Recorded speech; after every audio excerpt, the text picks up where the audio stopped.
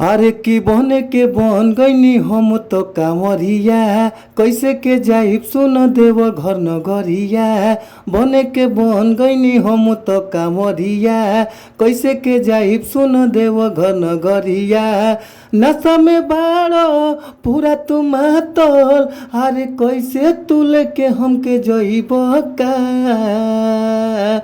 अरे लेके गाजा चील में भर के धुआं तू लहकई बका।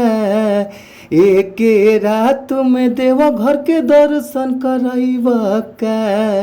एके रात में देव घर के दर्शन करब का।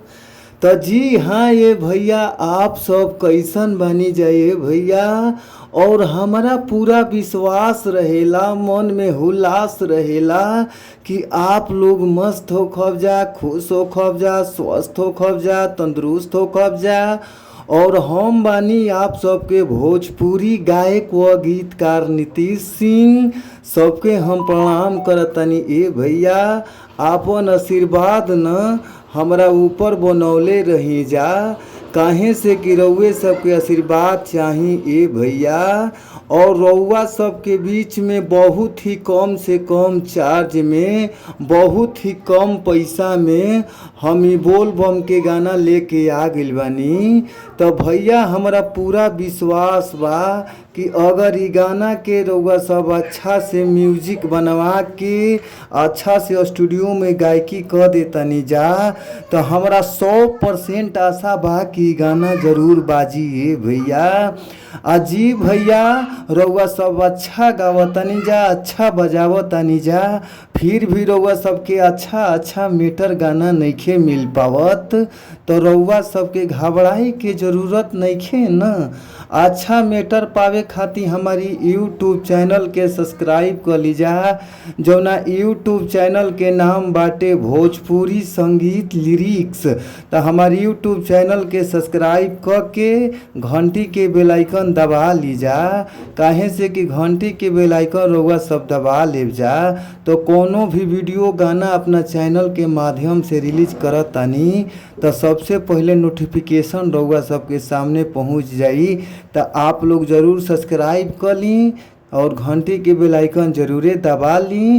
तो देर ना करी जा, सीधे सीधे चलल जाओ मुखड़ा के ओर। मुखड़ा के भाव का बा, कैसे गावे के बा, आई जा हमनी के सुनल जाओ। अरे बने के बन गईनी हम तो कांवरिया, कैसे के जाइब सुन देव घर नगरिया।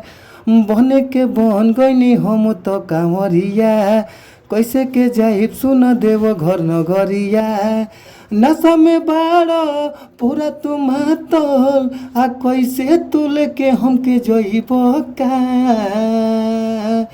अरे लेके गाजा चील में भर के धुआं तू लहकब का।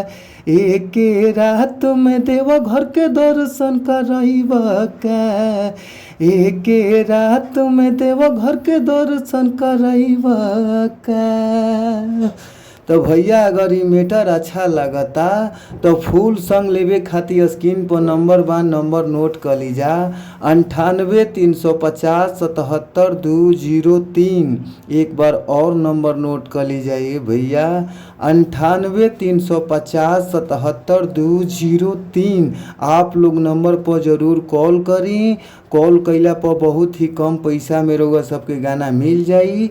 तो आप लोग कॉल करी, फिर मिलल जाई नेक्स्ट वीडियो में, यानी अगला वीडियो में। तब तक खातिर bye bye, thank you so much, धन्यवाद।